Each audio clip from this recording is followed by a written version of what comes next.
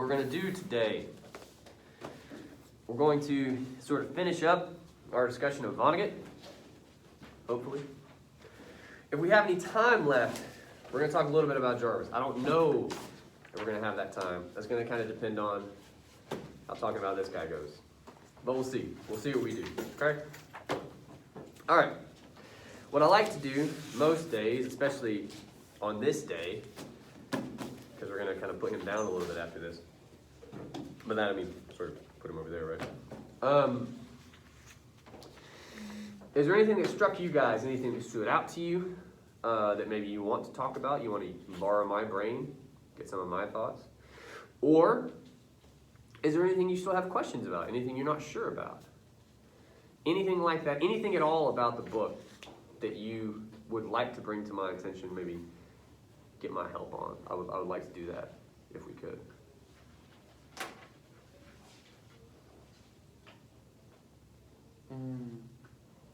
When Billy Pilgrim was in the hospital, his roommate, like the man that got his leg was messed up and had the really young wife. Rumford. Yeah, Rumford. We're going to talk about him. What about him? I just didn't like him. Okay. I mean, he sucks. Yeah. We can talk about that. I got one thing to talk about before him. But yeah, he's in my my lesson plan. So yeah, we'll do that. Okay. Anything else? Everybody else feels good, feels strong? Yeah, what's up? I guess it's his quote on his tombstone. Were you not here for that class? Or you didn't see that video? Oh wait, that's the one I sent out when I was sick. The everything was beautiful and nothing hurt? Yeah. Yeah, it's in a video. But it's like a whole, like it's like a 20-minute. What's up? You said when you were sick? Yeah. Last Monday. Yeah. I hate to shove that off, but that's like a big thing. Not least of which because there are people walking around right now with that tattooed on their bodies. Like that's one of the most famous lines from American literature in the 20th century. Everything was beautiful and nothing hurt. And I think a lot of people misunderstand it. But my advice would be, I'm willing to have that conversation with you. I really am. Watch that video first, though. It'll help a lot. And if you still want to talk about it, we can. Okay. All right. Disheartening. I don't think you guys watched the videos. Anyway. All right. The first thing I want to do, I'll talk a little bit about Derby. So page 208 in the big book, if you're in the big book. The small book, I don't know. We can try to solve that. Is anybody using a small copy in here? Okay, I will give you a phrase to look up. And then it developed is the paragraph we're going to start with. And that's at the bottom of 208. All right, so some context while you're getting there. The Americans are still POWs at this point. They're in Dresden. They have just been introduced to Campbell. He's an American who switched sides. He's a Nazi, right? And he's trying to get them to switch sides too. And obviously they don't want to do that. But this is how that kind of goes down.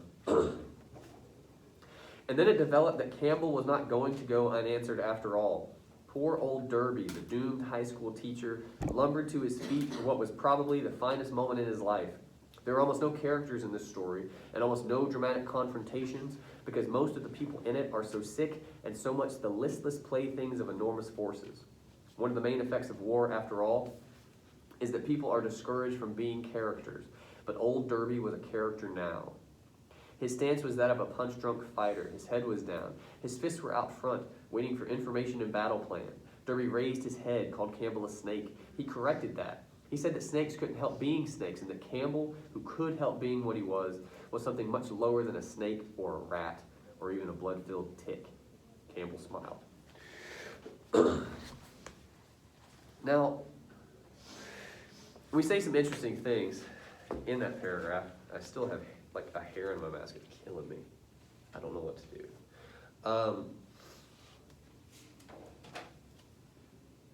But how do we talk about Derby here? We talk about him differently from any other point in the text. We get poor old Derby, doomed high school teacher. We always talk about him like that. What else do we call him here? We call him a particular thing. Talk about him a particular way. We don't do this at any other point in the book. That's why I want to draw our attention to it.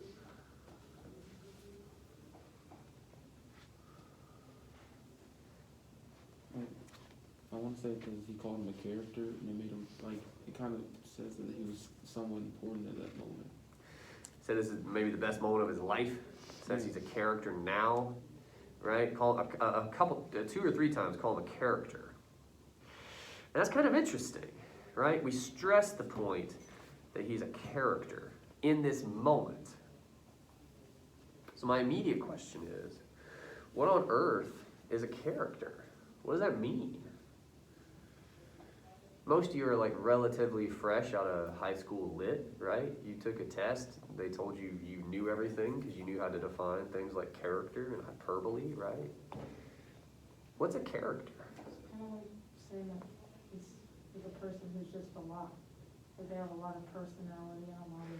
they're very- That's how we talk about it, like colloquially, right? Like that girl's a character. Why? Well, because she shaves cats for fun. Oh. Right? Someone's really quirky, really like noteworthy.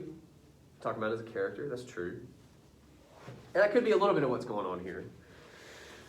More on that in a second. But more classically speaking, like when you guys talk about characters, because I know you talk about them all the time. What are you normally talking about? How do you define that? Like a dictionary definition of a character. How would you do that? I guess somebody that's a part of a story. Okay. No, what's interesting about that, that's true. What's interesting about that is everybody in this book is a character. Everybody's a character, right? Yeah, but there's different like classifications of character. I feel like Okay. there's like important characters, like main characters, and there's like Sure. side characters. No, yeah, that's true. Main characters, side characters, 2-dimensional characters, those side characters will sometimes be called. But our narrator tells us that there are no characters in this story, which is interesting, right?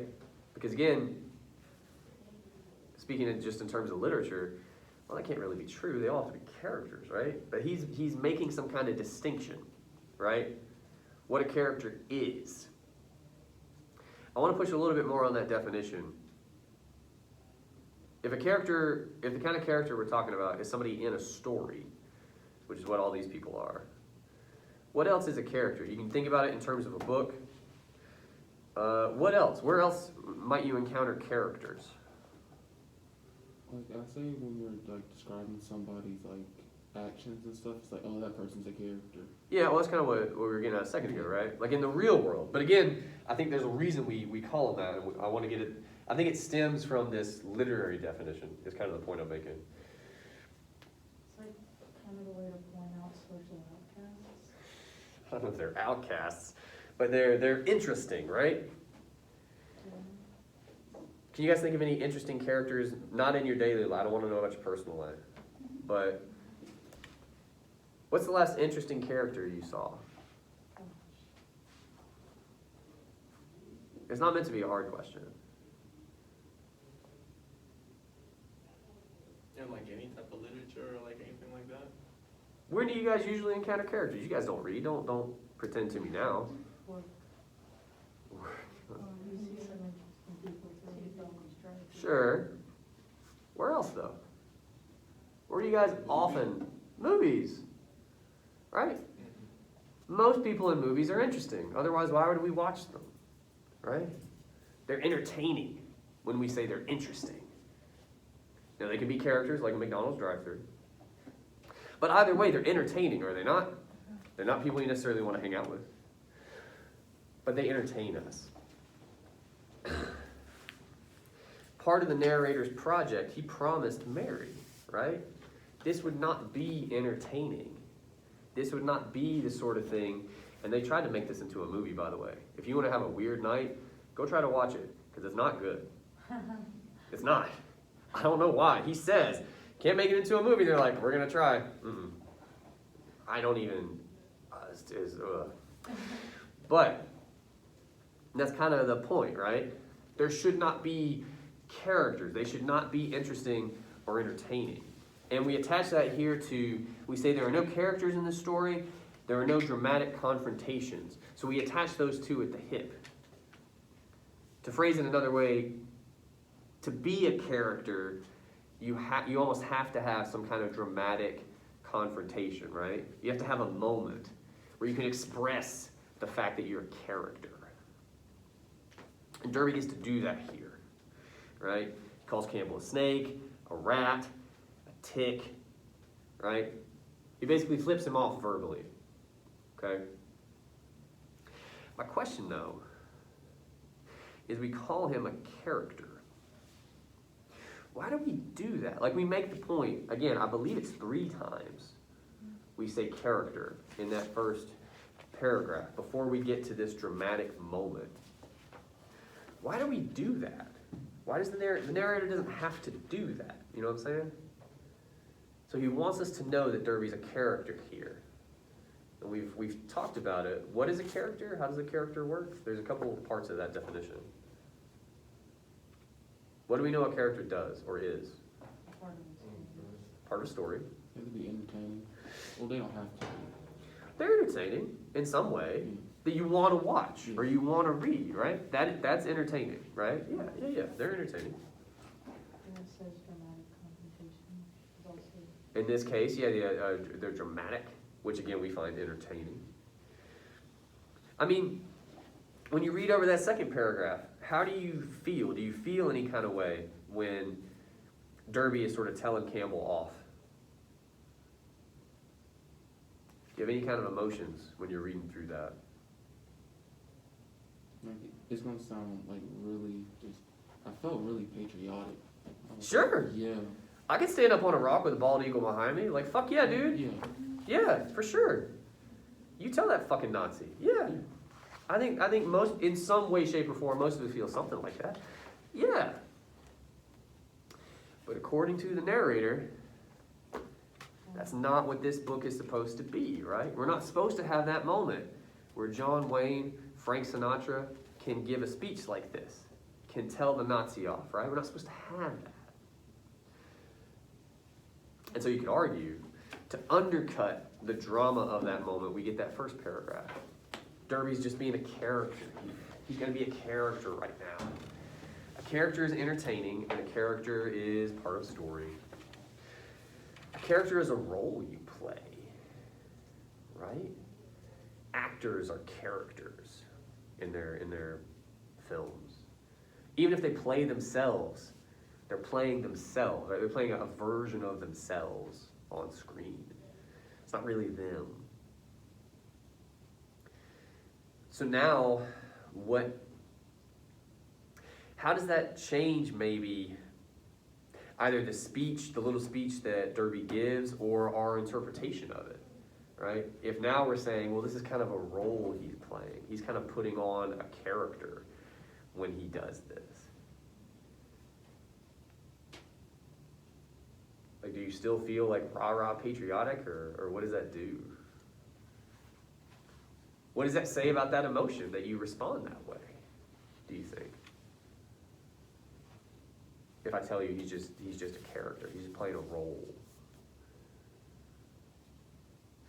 You feel like it feels like fake. Like, I feel like you know what, I'm just gonna stop trying to explain, because obviously I can't. But like. That's what we're here for, dog. Go for Yeah, it. but like, it seems like you're not supposed to feel that way, but you still somehow do feel that way. Yeah. Well, what's fake? I wasn't clear on what you. Him being patriotic, well, not him being patriotic, him like becoming the person he really isn't. It's just like you get this false sense of patriotism. If I understand, you feel like you're almost being tricked into feeling that way. Yeah. Sure. We have a term these days, a term I love, and I'm gonna get it wrong. It's emotional manipulation. Have you guys heard this? Yeah. People complain about it, like in big movies. One of the complaints people had about the last couple of Avengers movies, they had a lot of emotional manipulation. They try to make you feel a certain way in a certain scene, either with music or what happens. My favorite part about that is that that's what art is emotional manipulation. Like, if you go to a movie and you feel nothing, then why are you there? the point is to feel something.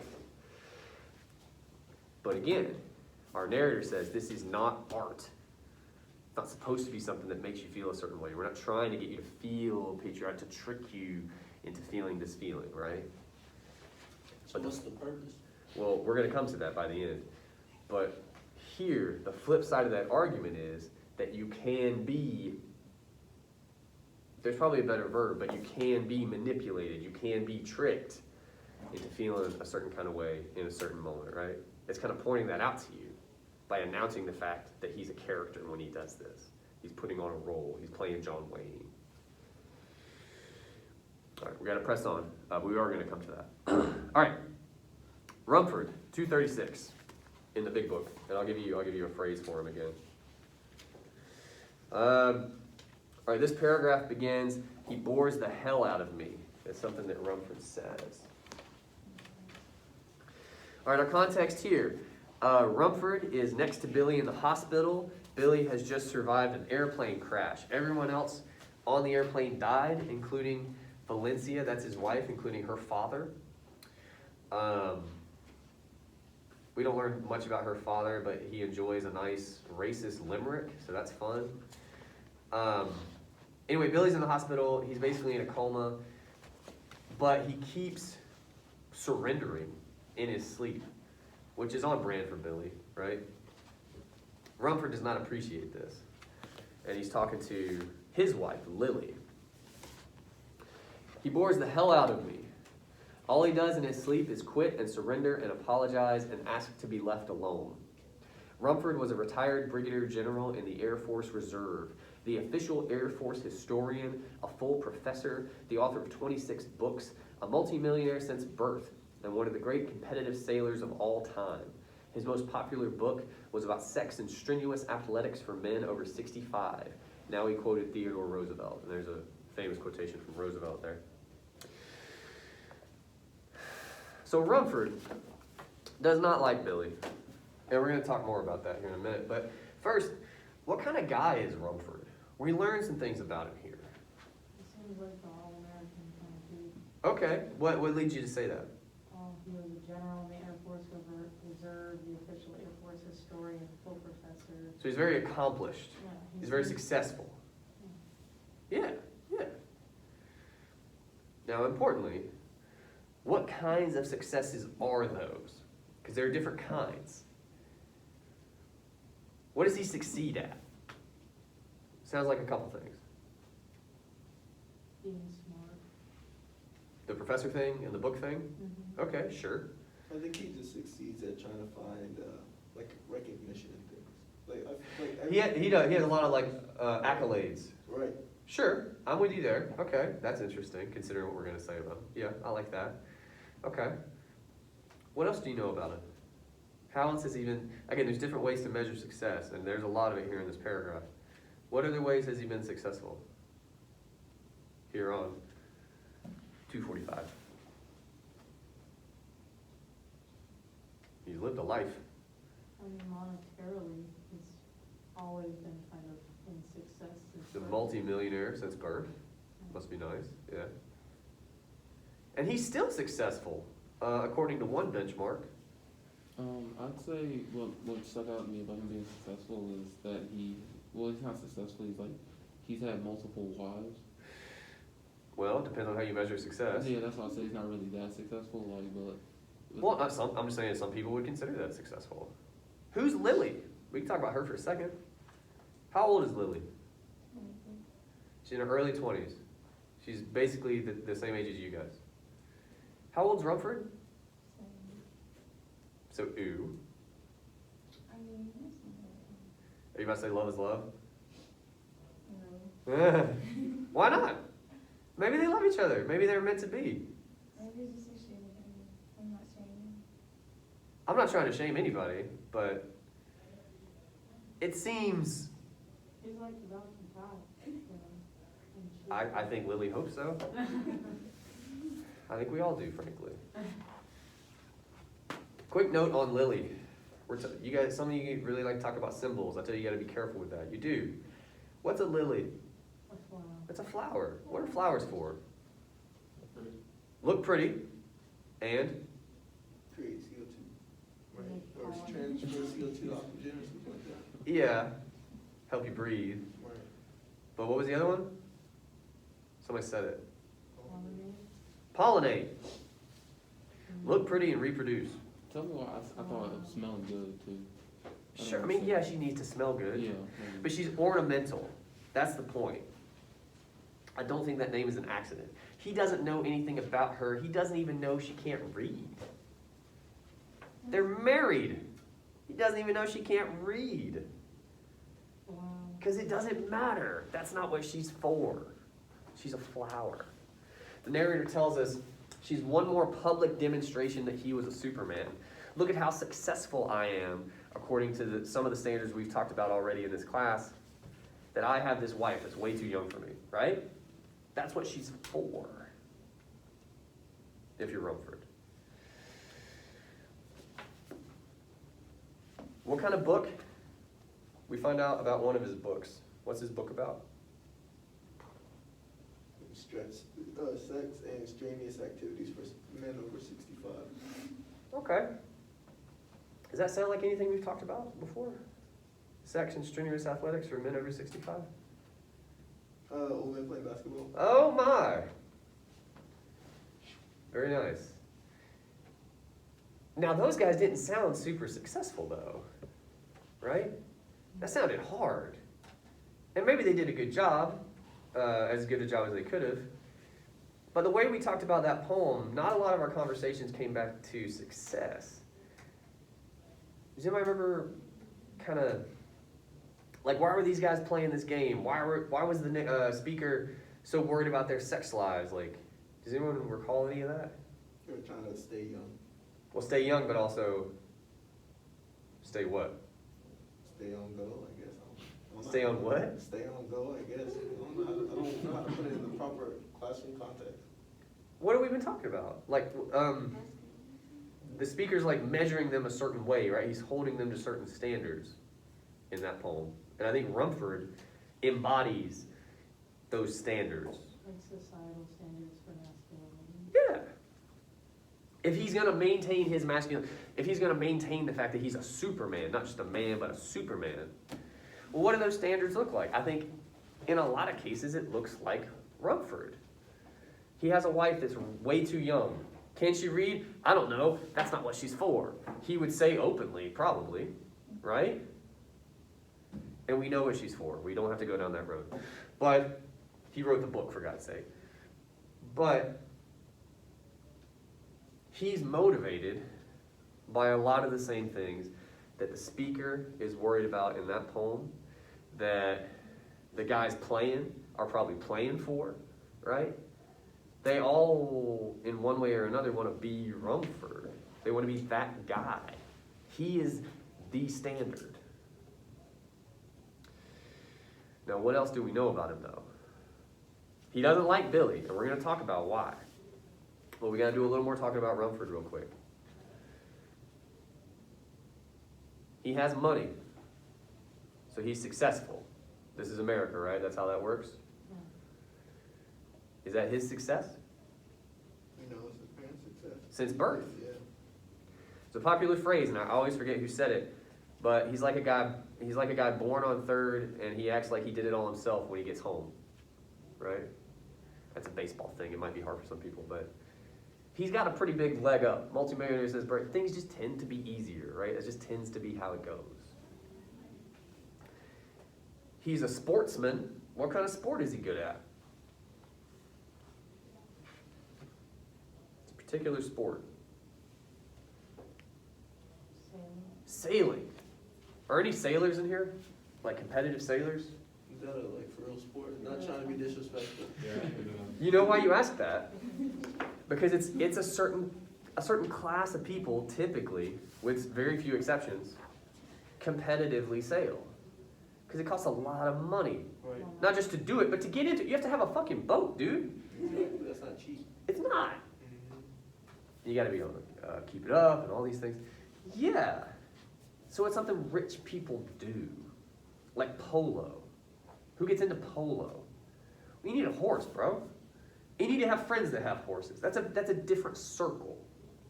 He's part of a different world, right? One other thing about Rumford, and we railroaded right past it. And part of the reason I like to show you guys these scenes is I know when you read a lot of the time, you're just like, I have 10 minutes before class, I gotta finish this fucking thing, and you're just like moving. If you slow down occasionally, you're gonna realize some stuff you missed. He was in the military, right? Mm-hmm. He's checking all the boxes.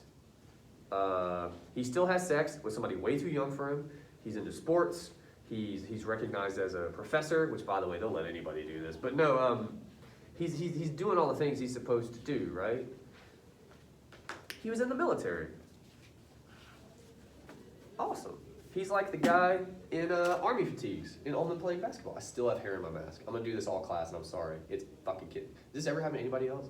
It's like right here where my nose goes, and I can't find it. It's murder. It's murder. It's tickling my nostril. Anyway, God. I just hope I get it. I don't know what to do. Anyway, he was in the military.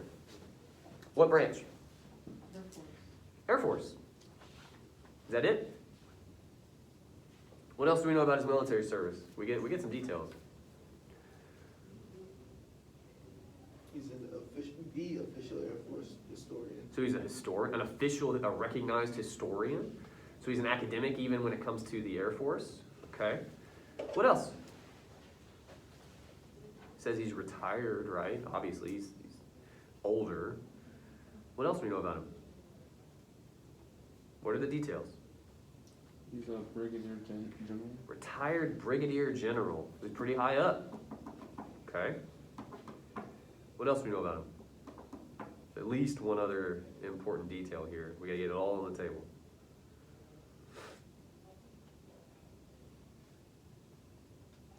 We said he was in the Air Force. Was he in the Air Force? He's in the reserve. He's in the Air Force Reserve. That's a different thing. I'm not saying those guys aren't important. I'm not pretending those guys don't do more than I do. I'm not saying that at all. But He's out in the field. It's not the Air Force. he's the reserve. He stays home. Those guys can get called up. I have a buddy in the Army Reserve. He has gone to Iraq. All right, like that shit does happen. I'm not saying it doesn't happen, but I also don't think the friend that I'm thinking of would claim that it's exactly the same as being in the Army. And you don't always go if you're in the reserve. The kind of people that don't go might be higher up. At the very least, they don't see the front line. And the kinds of people that definitely don't see the front line typically are multimillionaires since birth. We have a president. He had bone spurs. He couldn't go to Vietnam. You know, like that shit happens. So there's some holes in his resume potentially, right? He checks all the boxes, but in some cases maybe only superficially, right? So I just want to get that kind of out there because now we're going to talk about how he thinks about Billy. We're going to go to 245 first. If you need a phrase, it was difficult for Rumford, and Rumford is with two O's.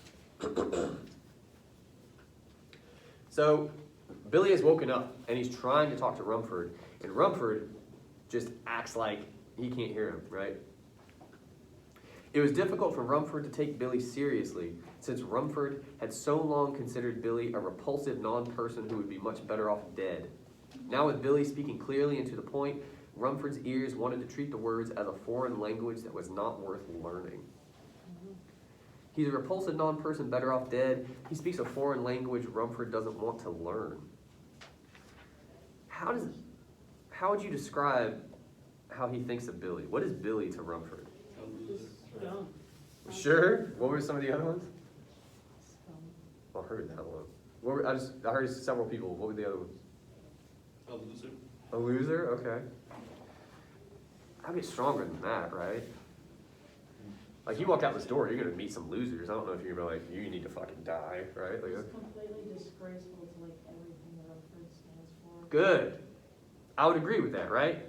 He is, in a lot of ways, like the antithesis of Rumford. It's not just that he thinks Billy sucks, because he does. He absolutely does. He is so much, if Rumford is the embodiment of these standards that we keep talking about, right? Billy flies in the face of all that. He's like, just leave me. I don't care. I surrender, right? And that's a problem for Rumford. He sees him as a repulsive non-person that needs to die. He speaks a language Rumford doesn't even want to learn.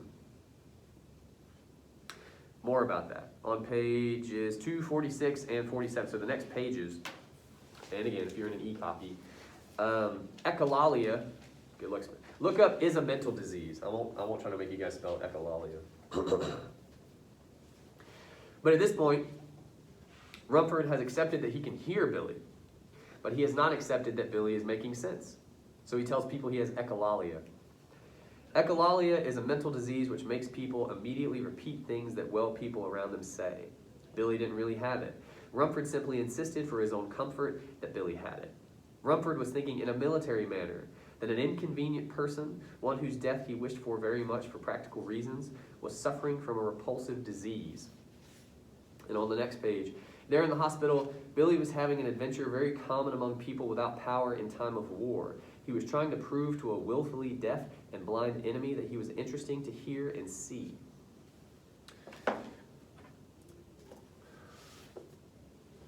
So what does he see Billy as? We say it here. A very specific word. Mentally ill. Yeah, he has like problems, but it goes deeper than that. An inconvenient person. He's an inconvenient person, and that's part of the definition, right? He's an inconvenient person who should die, right? Be better if he just died. But we have a word here in these 2 pages that goes deeper than loser or scum. He's an enemy. Says Rumford is thinking in a military manner. Billy's the enemy, not just an enemy. He is the enemy, right? And so now all the things we've said in these past couple pages about Billy, that's the definition in this book of the enemy. Okay? Inconvenient non-person. Be better for everybody if they just died. They speak a language you don't want to learn. They have all kinds of like diseases and just get them out of here. That's the enemy. How is Billy Rumford's enemy? What is an enemy? If you're thinking in a military manner. Somebody that's against what you stand for. Very good. Yeah, they represent everything that you don't. Well, my question there is, sadly, we're kind of used to thinking about enemies in one way or another. Especially if it's a sort of enemy you want to kill. Like just generally as a country, right? Why? Why can't they just be super different and we be super different and just, we're not going to talk to each other. You go over there, I go over here. Why? Just like inherently humans feel like they gotta prove that what they believe is correct. Yes, That everyone else is wrong. but I'm curious about why. I think in this particular context we can suss out a reason. Power? Maybe. Why? What do you mean? I don't know. You can like. Oh, that was you. Yeah, I didn't say that. It's hard with the mask. What's that, man? Like say if you can make like someone believe like what you think is right. You basically like control their like mind or whatever. That's true. And I mean, there's certainly an element of Rumford that like wants power and wants people to think like he does, do like he does, right? Sure. And that might come back to authority in some way. That could be part of it. But two, I mean, you don't get the sense by the end of things that he wants to sway Billy, right? He wants to murder him. He wants Billy gone. Just wiped out totally. So why do enemies want to kill each other? Because I keep saying like on our side we want to kill it, but the enemies would want to kill us too, right? It's a two-way street. Why? There's hatred. Yeah, but why? Why do enemies want to kill each other? I think people are just very uncomfortable being around people that aren't like them. So they do Yeah, anything but to get why? out of that. But why? They're afraid, I guess. Okay, why? Like, I don't know, like, Cause it's hard to be Yeah, but why? People that are that different, right? So much that you would call them an enemy. Why are we afraid of them? Because I feel like they put their morals on the line. Like they like, if you like, the only example I could think of is like gay people in America. Like everybody, Okay. like I guess like there's like a certain group of people that are just like, I hate them, I don't want them here. And then Sure. there's another group of people that are like, I mean, it doesn't have anything to do with me, because the people, I feel like the people that don't like them are like, oh, they're challenging my beliefs. Like I feel Yeah. like they're gonna like do something to me, but it's like they don't care about you. So they feel threatened, Right. those people. Mhm. Good. I mean, not good, those people should get over themselves, but yeah. So what we're talking about is, when you see someone as an enemy, you see them as a threat. Right. And there's different ways to talk about that, but the kind of metaphor you're providing works for Rumford here too. We very clearly get the sense that Rumford has a worldview, right? Billy, as we've covered, is the antithesis of that worldview. Now, on top of that, Billy was also actually in Dresden. He was in war. He saw the things that Rumford talks about, likes to act like he knows a lot about. But you get the sense that Rumford probably wasn't really there. But he has a narrative, Rumford does, that he lives. I said it before, he embodies it, right? He lives this worldview. Billy, in a lot of ways, disproves that world, or at the very least challenges it, right? Threatens that worldview. And when Rumford recognizes that threat, he wants to squash it. He sees it as the enemy. Because it undermines all the validity of like everything that Rumford lives. Much like the metaphor you provided, right? I think they're very similar, actually. When anyone challenges like a straight up belief, like capital B belief you have, there are two roads to take. One is, you know what? I didn't believe that belief as strongly as I thought it did. I will entertain what you were telling me, right? People walking around right now believe in like astrology, and I'm like, you're an idiot. But, you know, if they want, that's fine. They can live their life. I'm not going to judge them outside of being like dumb. You know, that's fine. I'm not threatened. Conversely, some of those astrology folks would take offense to me saying that, right? Like, what are you talking about? The stars. And I'm like, But they feel threatened by me saying that, right? That they may believe stronger in that thing. That's Rumford here. That's his worldview. He defines himself according to those standards. And when you meet a character like Billy, who makes you second guess not just that worldview, but yourself, that threatens you. That's your life, man. That's who you are. Yeah, he wants to squash it. But understand, too, when the narrator gives us that metaphor, he's extending that to war in general between countries, right? All he's simply saying is, all right, you know, Rumford in this case, how he sees the world, maybe he's right. I don't think the narrator thinks he is, but maybe he is. He meets somebody who's totally different. That's war. That's what war is. You're different. Bang. At least that's what the narrator is trying to get us to think about, right? Maybe he's right. I don't know. All right. What time is it? Yeah, we got time. Sweet. This is where my first class fell off. We're going to see how you do. It's go time now. 266. There are two endings to this book, and we're going to try to talk about both. Were you asking about the bookstore? You were asking about Rumford. Somebody asked about the bookstore. All right, I give you 266 as a page because it's the end. This is where chapter 9 ends. I mentioned before there's a frame narrative. Chapters 2 through 9, that's really the story, right? Chapters 1 and 10, that's the frame. So there's two endings. Our first ending, I gave you 266, but it's really a couple of pages. Maybe starting on like 260, I don't even know. But that's the ending, okay, of the first story. And I'm not going to point you to any, I just want you in the area. There's a lot of things that happen when Billy goes to this adult bookstore. That's where we're at. Hopefully that rings some bells. Billy goes to an adult bookstore. That's some sensational stuff. Anything stand out to you guys about when he goes there? Like, some weird shit happens to Billy. He runs across a couple things that should have struck you as odd. He encounters some information that I think is a little bit weird. Like, for instance, he finds a couple books that the owners of the owners of an adult bookstore call him a pervert for wanting to read these books. That feels like a high bar. Do you guys remember what books he encounters in this bookstore? It's the I literally just read the book yesterday. I can't remember what the author's name was. Too honest. Go ahead. Trout. Is it- Kilgore Trout. Yeah. Yeah. Ugh, sorry. Yeah. He reads a bunch of books by Kilgore Trout.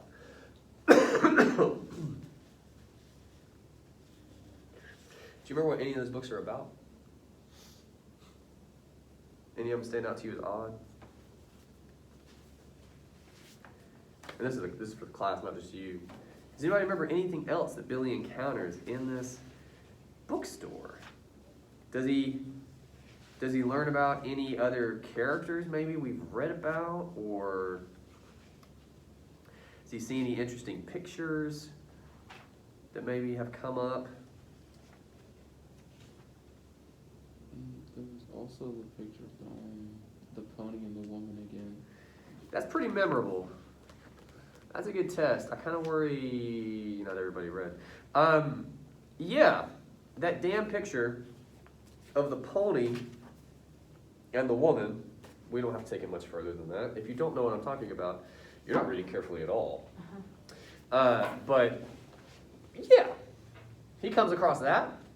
He comes across some books by Kilgore Trout, some of which are about things like time travel. One of the books is about people basically being abducted by aliens and living in a zoo and being watched by those aliens. The end of chapter 9, I don't know if this is in the e-copy, he's talking about being naked with Montana because they're naked in the zoo. She has this locket with the Lord's Prayer on it. That's come up throughout the book. He finds a picture of Montana Wild Hack. She's on a magazine cover saying she's disappeared. What is all that about? Like, all the things that keep being repeated throughout the book, they seem to almost crest here like a wave. All of it shows up at the end of chapter 9.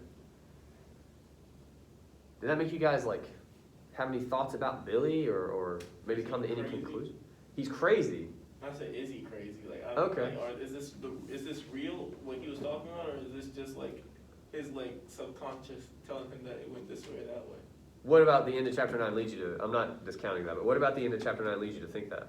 I didn't get there yet, but just based on what you're saying, it sounds like it's everything that he's been talking about so far, or he's been talking about throughout the book, and then he comes to this place where all of it's there, and it's just a bunch of different pieces and components of what he was talking about. So he's just pulled it from here. That's what I wonder. Did he pull it from there, or is it just a coincidence that all of that was there? Okay. What do you guys think? I would say that when I read it, it seemed to me he was just living in these stories that Kilgore Trout wrote.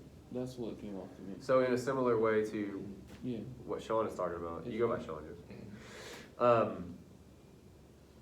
So the consensus, at least from you two guys, I'm not going to hazard to ask other folks, is that he's making this shit up. He's probably been in the war. He's clearly damaged, no matter what.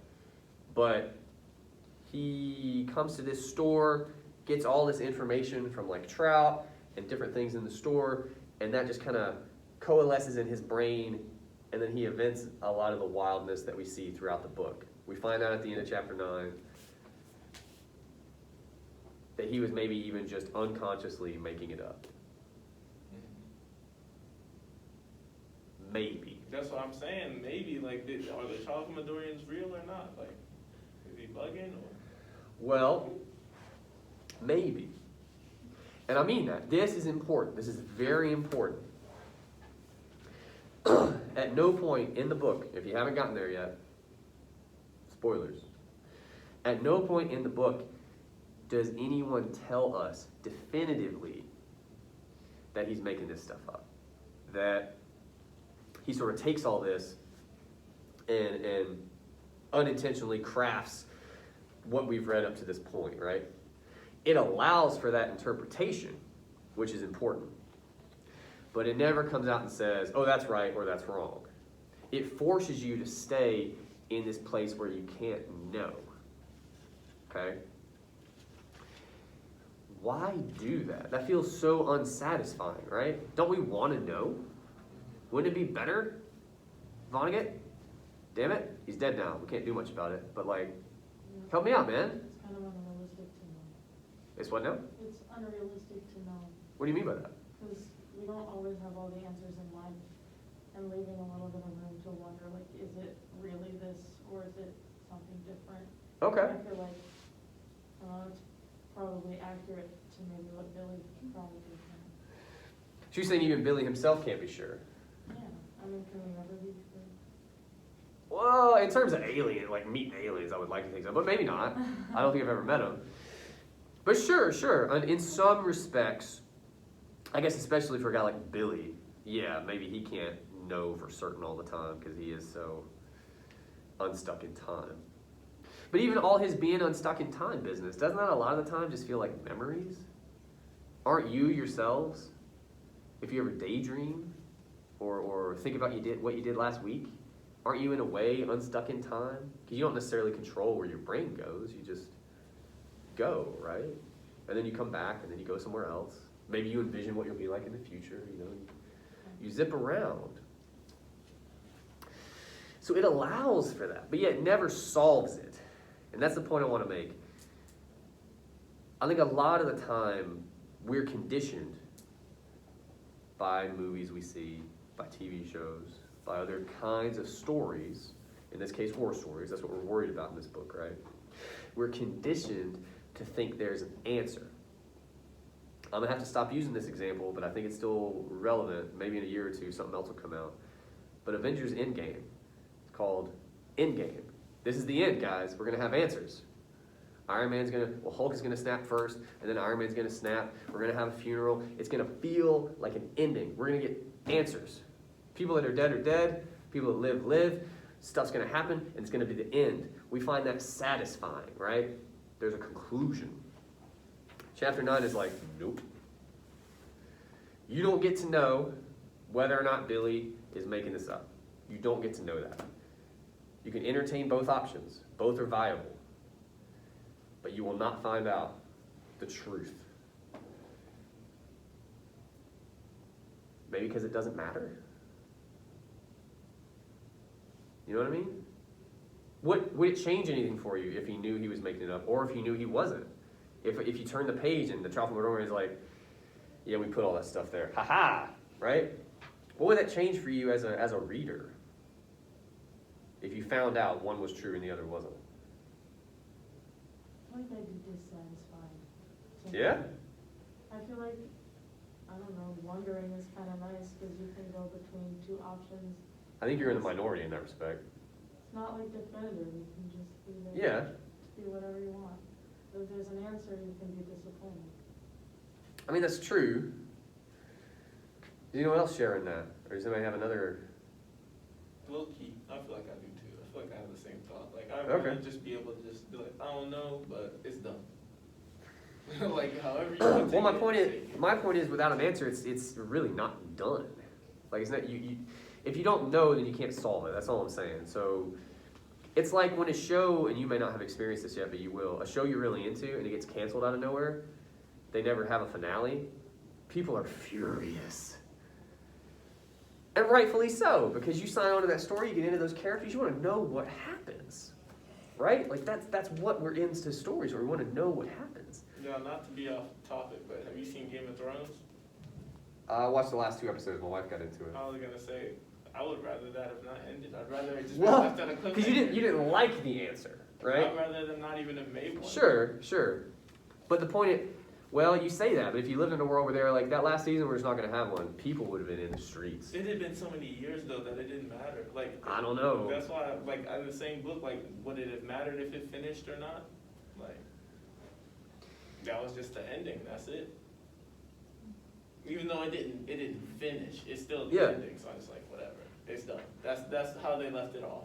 I mean, in our lives, one day, and we don't have all the answers to all the things we wonder.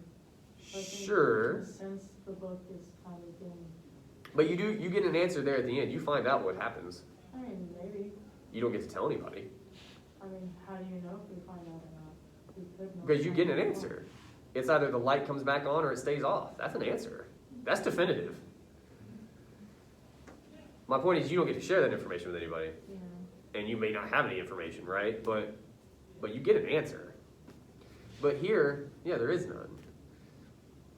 All right, put that on the shelf for a second. We got one more thing to talk about. There's a second ending. It's on 275. And I guess we can actually look at this page because the last chapter is really short.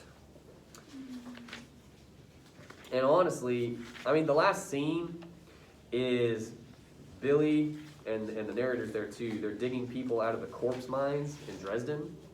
This is the most grisly part of the book.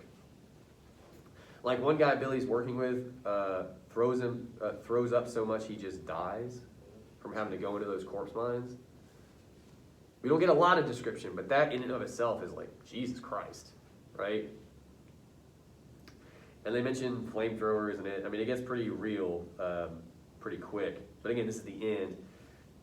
We say somewhere in there, the poor old high school teacher, Edgar Derby, was caught with a teapot he had taken from the catacombs. He was arrested for plundering.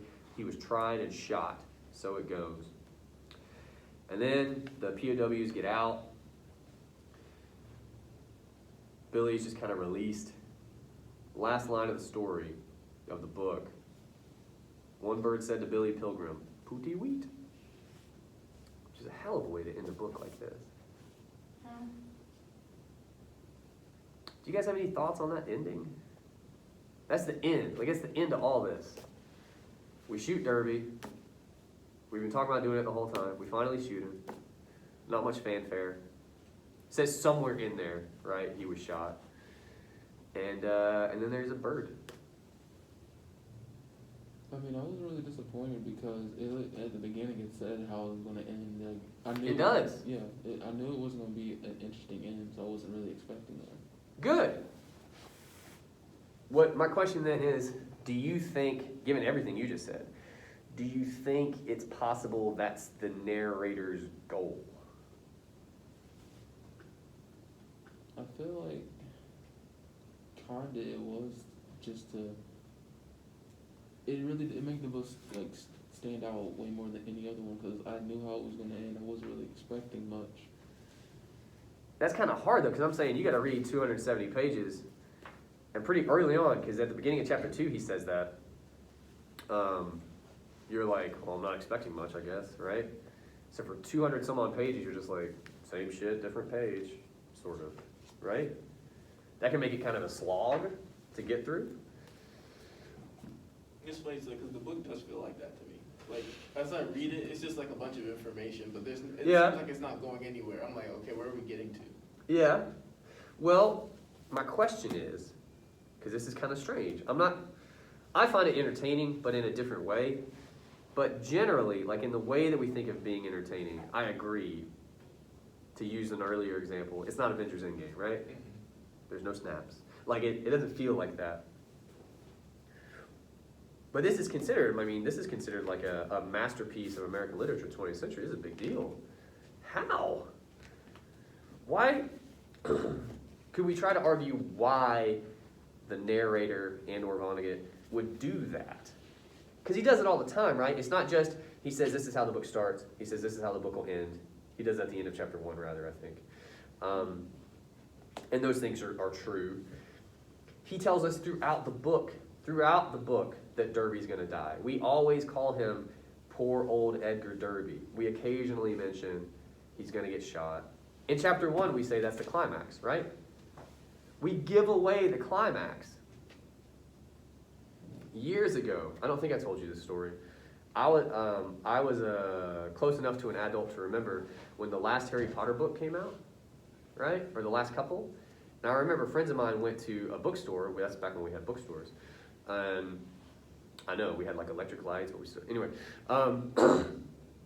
When they're walking in, they're all in line at midnight to get these Harry Potter books. Maybe it's the second to last one.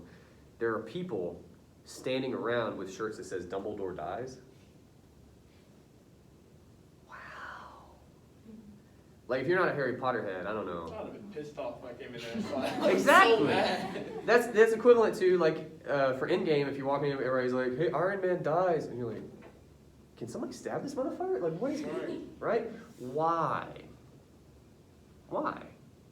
Can I get to the end of the book by myself without y'all walking in with a shirt? Okay, but I'm not disagreeing. But why? Why? Kind of throws, well, in that sense, I feel like the way that the entertainment of that book works, it just throws away the story. It's like satisfying to find out yourself, and I feel like the choice to tell us what's going on takes away that satisfying element and the entertaining element of its story. Good. With the characters and all of that. Yeah. We ruin the climax. Vonnegut, the narrator, basically wears a shirt throughout the book, telling you what the climax is. Over and over and over, he tells you, right? So that when you get there, and even when you get there, it's one quick paragraph, second to last page, somewhere in there. It's not even satisfying the way it's put, right? Why write an entire book that's not entertaining? That's a hell of a thing to do. Why would Vonnegut or closer to the point, why would the narrator do that, do you think? I feel like the narrator doesn't have any free will to even, like, decide. I feel like it's up to the author. But it's hard for me to differentiate the two. It's like the same. Yeah, they're very close to each other. That is purposeful. They're kind of making it difficult. Call it whichever you like. I mean, again, does the narrator ever talk about making the book interesting or entertaining? Does he ever? I ask that because he does, but when do we talk about that? For some reason, it was like, I just thought of Mary. It's like, Yeah. like why would you, if it's a book about war, there's no point in really making it interesting. And he told her that when he told her that he was writing a book. This is him keeping his promise. Yeah. He says he's not going to write a book with parts for John Wayne, Frank Sinatra. Movies have to have those moments. They have to be interesting. They have to have something you can spoil, right? He's going to spoil it the whole time. He wants to tell the story, and in the story, Derby dies. So how do you get around that? Well, you ruin it. You ruin the entertainment of it, right? That's part of the point. You should not, according to the narrator, you should not be entertained by this. This shit is gross. It's fucked up. I use those words purposely, right? This is disgusting to the narrator. You shouldn't be entertained by it. So he takes all that away from you. And yet, sometimes it can make it kind of hard to read. It can make you feel like you're spinning your wheels. But again, I think that's part of the point, because we're so trained, we're so used to all the other stories we encounter in books and movies and TV that don't do that stuff, right? They're meant to be entertaining. He's like, no, stop being entertained by people shooting each other, right? Or whatever. Yeah. So if you got to the end, or when you do, and you're just like, okay, then that means the narrator must have done his job. Yeah. And if nothing else, look, if you hate the book, I am sorry, a little bit, not a lot, but I think part of the point is you can kind of hold this up, your experience of it up, and say, okay, how is that different from any other time I've seen something involving war or violence? Because 95% of the things we encounter in TV and movies involve violence, right? And you're always just like, yeah, get him. But the narrator would, I mean, again, if you hold this up to that and say, well, what about that was entertaining specifically? And how does this book try to disengage that or have us maybe not be entertained by that, right? I think that's what he was trying to do. Okay. Last thing I want to talk about with the book, and then we have a little bit of time, we'll talk about a little bit of Jarvis maybe. So it goes. What on earth? We do it a lot. 119 times, I think. It's like 119, 117, something like that. I always forget to look it up, but it's over 100. But even on those last couple pages, we say "so it goes" like 5 or 6 times. If you look at 274, "so it goes, so it goes, so it goes." We keep doing it, almost like he doesn't want you to forget. Anybody have a bead on "so it goes"? I said something about that in the, Yeah. How to do that in English. I feel like it's just like, I feel like that's his way of like moving on. Yeah, like being able to be like, okay, they're dead. Like, he doesn't want to break. He wants to be able to keep going, even though it bothers him, but he's trying to like, okay, so it goes. Like, life goes on, keep rolling, because that's what the Chalkmadorians say, like, time is Yeah, forever. yeah. And it's their phrase. It's "so it goes." So it's always when somebody dies. And so saying "so it goes," what that means, like, I mean, everybody does die. But I then, think that's just his way of just being like trying to brush it under the rug, like trying not to think about it. Like, and you just know, moving on. Yeah. It's yeah. like Billy. Mhm. I would agree with that, especially because Billy basically sounds like a Tralfamadorian by the end. I would agree with that. We have a phrase like that. We're not Tralfamadorians, but we have a phrase that works like "so it goes." It'd Exactly. be like that. What'd you say? It is like Okay, that's true. I have one that's a little bluer than that. It'd be like that. Huh? It'd be like that. That's not what blue means. Blue means off color. It means shit happens. Mhm. It is what it is. Same thing. yeah. Same thing, same Yeah. thing. It's like a really cynical way to say like. Why is it cynical? Cause it's like, this sucks, but like, you know, it can't suck, you just gotta move on. You just gotta You just, just gotta deal with and it. don't worry about it. Don't think about it. Just, Mhm. it's like a week ago or whatever when the Tralfamadorians tell Billy about the end of the universe. And they're just like, yeah, but don't worry about that. Today's nice, right? Let's focus on today. Let's just, sure. I think I say that, but I say that's tough. Right. Yeah. Just keep on moving. Yeah. Well, yeah. And that's good too. That's ultimately what it means, right? Is like, who cares? But in this book, we're saying it after every time somebody dies. That's a little different. Right, for people, that's kinda like That's a little different. like, we don't really just brush it off. We have, It's like funerals and desensitizing stuff. death. It is. It is. Well, and again, it's the Tralfamadorian perspective. It's Billy's perspective. So what it's saying about that viewpoint, People never die, according to them. well, yeah, in a way, but it's also saying it just doesn't matter if they do, Mhm. right? If you firmly believe in fate or destiny, like the Tralfamadorians do, in some ways, I guess it doesn't matter because it's fate. Like, you can't change it, so why wouldn't you just move on, right? My question is, I know Tralfamadorians, I know Billy, that's their perspective. We get that. The narrator usually is the one saying it. Like in chapter 10, that's all the narrator. He keeps saying "so it goes." And we talked about this when we talked about the epitaph. Sorry to point to you, but so if you haven't watched that video, this will be tougher. But in that video, I make the point that I don't think Billy and the narrator are the same. I don't think so either. So then, how's the narrator using it? Because he uses it a lot. I was wondering if he was the Chalkmadorian for a minute. Like, Well, he says he's in the war. He says he's from Earth. He's basically Vonnegut. But why would he say "so it goes"? He says it all the time. Like at one point, might be the first time Billy's in the hospital. He wakes up and his water is dead, and the narrator says "so it goes." Like it's kind of a silly moment, you know? Like, oh, the water's dead, so it goes. Like everything, anytime anything dies, so it goes. Why does he say it so much? And again, if it helps to translate, it is what it is, or shit happens. Every time somebody dies, shit happens. it's heavy too, because it's like, it's been said so many times, it makes you think back to like how many people have died. Or Yes. how many of anything have died. It announces it every time, which is interesting. It's almost counterproductive in that way, right? If you say it that much, you're also announcing the fact that you're supposed to move on that many times. Yeah, that's interesting. Kinda shows like the redundancy of it too, like, how you just have to keep moving on from all the crap that happens. Okay.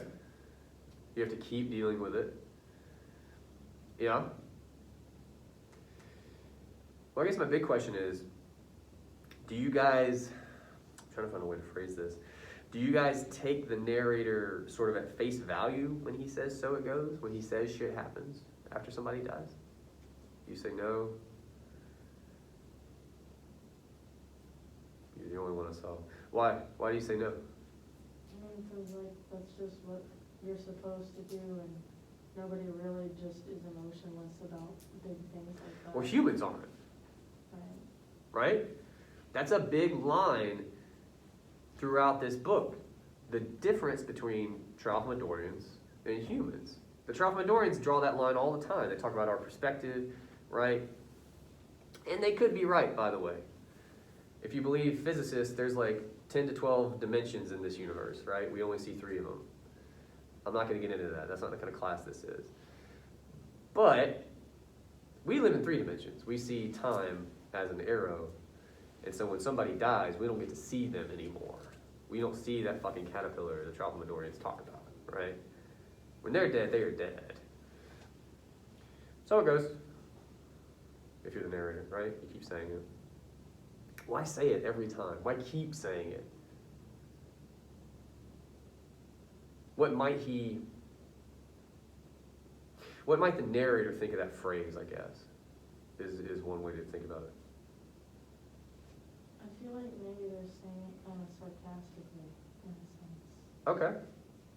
In what sense? Like, they don't really feel that way, but just kind of making fun of it. To do it every time is almost so over the top that it's like satirical. Mm-hmm.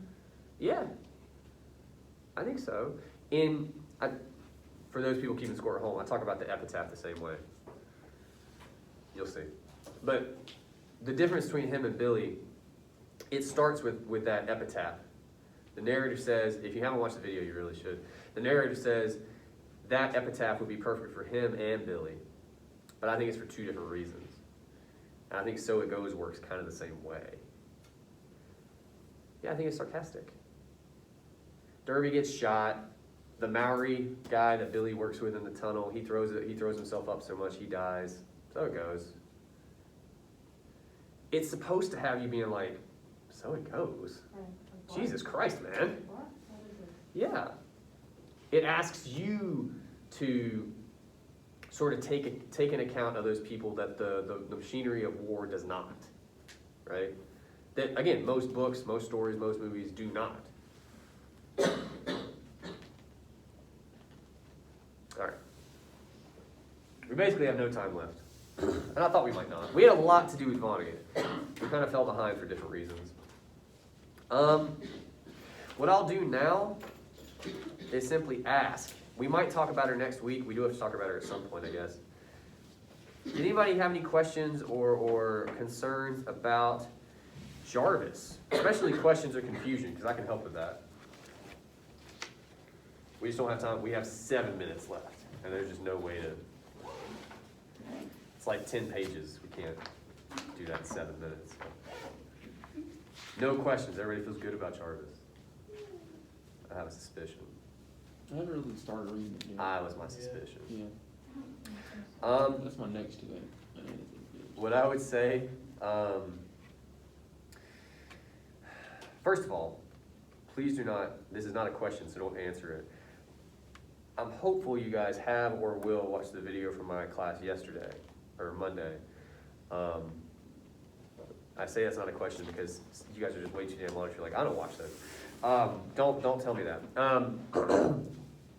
In that video, we go over the introduction to Jarvis, so the first 2 pages, okay? Oh, yeah, that. Huh? Oh, I have the intro. Okay, well, it's built like an introduction, and the point of that of last class is you guys can understand this stuff. It's a wall of words. If you thought this wasn't entertaining, wait until you read scholarly articles. Wow. But the point I'm making in that video, if you follow that bit, the second half of that video, is that you can understand this stuff, and it's not as hard as it might seem, okay? The other thing I want you to know, you do not have to read this entire article, okay? There are section headers in this article. So when I say her introduction, it ends where this first section on Slaughterhouse-Five starts, okay? Now the part that we're reading of the article is the introduction and this section. This section ends where the next section starts, okay? And that's another bolded part, talks about gravity's rainbow. That's like half the article. You don't have to read that half, okay? This is important information. Somebody's gonna read that half and be upset. You don't have to do that. The other advice I would give you, as you're reading, I do this myself. I make notes next to the paragraphs. So like this paragraph, Iwo Jima and recruiters. You'll know what I'm talking about when you get there. Pretty interesting stuff here. The next paragraph, war stories equal more war. Just some quick thing for me. So if it comes up in class or if I'm reviewing it and need to know real quick, it's right there. It's really easy. Sum up each paragraph. You'll be surprised how much that'll come in handy, like on a bib, or even just if you're sitting down to write the paper, you're like, I need to talk about something, and you'll just, I'll talk about that, right? Help yourself out. Take a little bit of notes. It took me 10 minutes to read this. It took me like an extra 5 probably to take those notes as I went. It's not time intensive, okay? That's why I'm confused though, like, am I supposed to be writing over the entire thing, like a summary? Like, I don't understand the difference between a summary and what we're doing. There are a couple ways I describe this paper. One of them is, it's a glorified book report. Okay? So what I do not want you to try to do is to summarize this entire book. That'd be madness. I wouldn't even necessarily say summarize this entire article. There's a lot going on. But when I say put them into conversation with each other, and we did this with Oliver. I don't remember if that was this class or not. But when we talked about the Oliver video weeks ago, he makes all these points from the NCAA, and he makes all these points on why student athletes should be paid, right? And we just found different places where those points connected. That's what you're going to do here. So then I'm going to take both of those and make one annotated bib, not 2 separate annotated bibs. No, you make a bib for each. You're sweating those annotated bibs. I'm talking about the paper. I mean, each bib is about each text. What the bibs are, that's just a note-taking. That's like the foreground for both parts, and then they come together for the paper. Yes. Okay. But the reason I assign the bibs is I'm basically forcing you to take notes, because most of you don't take notes. But those bibs, because at the end of the day, you're going to have this article in this book, and then 2 other articles, at least, to deal with. And if you have no notes, that's going to be really hard. So when you basically have 4 sheets of paper that boils all those down that you can just put on a table and look at. It's going to make your job much easier. Okay. That's what the bibs are. So should we have the articles now, or should we have them by the time for the final paper? You definitely have it. But no, look, so here's our game plan coming up, and this might help a little bit. This week, and this is on the syllabus, this week you guys have 2 bibs due, okay? What I would do, if it were me, you're supposed to have this read by now, and I know some people don't, there's different reasons. But at the very least, you're supposed to finish this sometime this week, okay? And you're supposed to read this week, okay? That's what's on the syllabus. What I would do is those first 2 bibs would be Vonnegut and Jarvis. Because you've read them. They're fresh on your mind. Go ahead and do the bibs for those, right? That's how I would do it. Next week, you have 2 more bibs. But we're done with the book. We're ideally done with this. You're going to have more time. You can go find those other 2 sources. And I would do those bibs, okay? We also have other stuff. We'll talk about that. But that's what I would concentrate on this weekend. Okay, I can do that. Okay. And lastly, because I always get emails about this, if you get confused about the bibs or anything, I am here to answer your questions. That is part of my job. But I often answer those emails in particular with, look, man, the bib prompt has a step-by-step on there. It's like 5 things, I think. 4 or 5 things that just like walk you through what I want on each bib. Give that a shot first. Always hit me up, but like, go to prompt 2, you know? Like, help yourself out first, and then we can talk. Any other questions? Those were good. Yes? This is, I did the other 2, like I found my sources for some reason. I don't know. You're why making I did people it. hate you. Okay. Yeah, I don't know why I did those backwards. Like I'm doing Vonnegut and Jarvis next week. You're apologizing for being ahead. I mean, that's cool. Oh, thank you. Yeah. All right. Just keep your head down. People are gonna hate you. All right. I'll see you guys in a week. Like I said, let me know if you need anything. I'll be around. Thank you.